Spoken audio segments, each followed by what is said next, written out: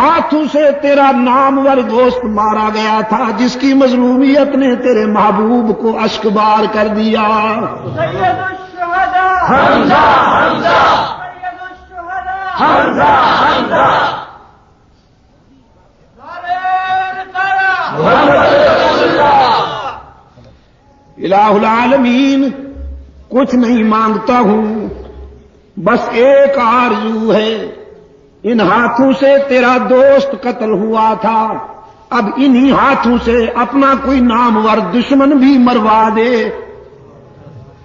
تیرے دوست کو میں نے قتل کیا، تیرے محبوب کے آنسو دیکھے تھے، اب کوئی اپنا نامور دشمن بھی میرے ہاتھوں سے مروا دے تاکہ حشر میں تیرے محبوب کی مسکراہٹ نصیب ہو جائے. وہ بڑا رحیم و کریم ہے. سن لی حمزہ کی بات، وحشی کی بات. خلافت راشدہ کے پہلے تاجدار صدیق اکبر کی متفقہ قیادت میں اس امت نے جہاں اور بہت سے محاذوں پر فتوحات حاصل کی، منکرین زکوٰۃ کی سرکوبی کی، مرتدین کی سرکوبی کی، وہاں منکرین ختم نبوت کو بھی پیوند زمیں کیا صدیق اکبر کی قیادت میں امت مسلمہ نے.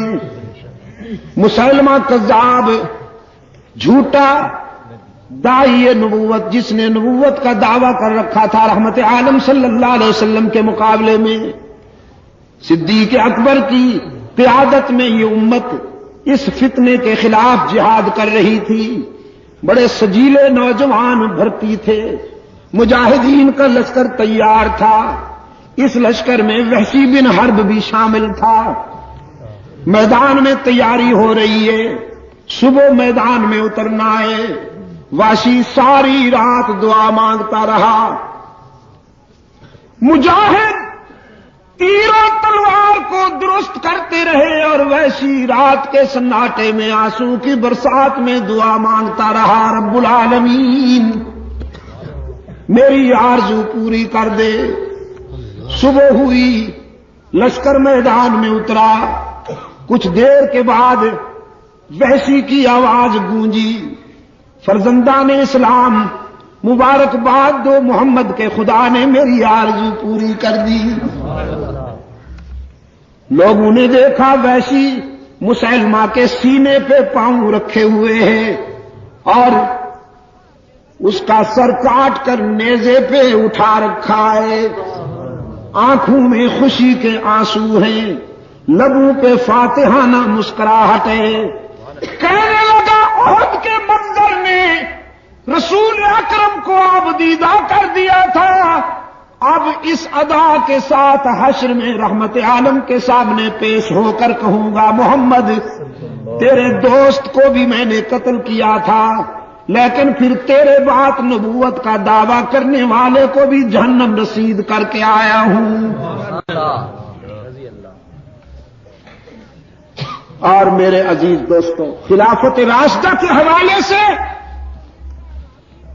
دور خلافت راشدہ کے حوالے سے جب ہم بات کرتے ہیں تو اب یہ حقیقت محتاج وضاحت نہیں رہتی کہ منکرین ختم نبوت کا علاج وہی ہوگا جو دور خلافت راشدہ میں ہوا.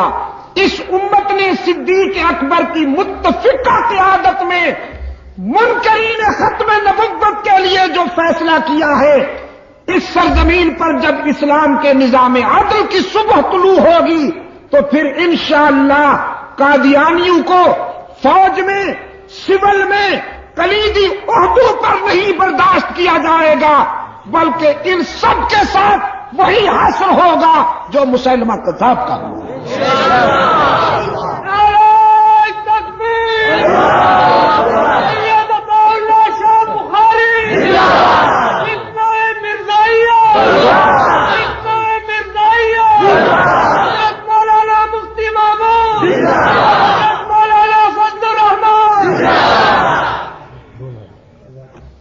میرے عزیز دوستو،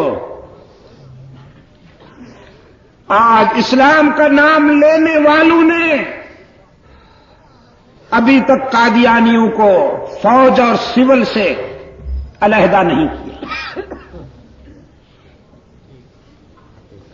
اسلام کا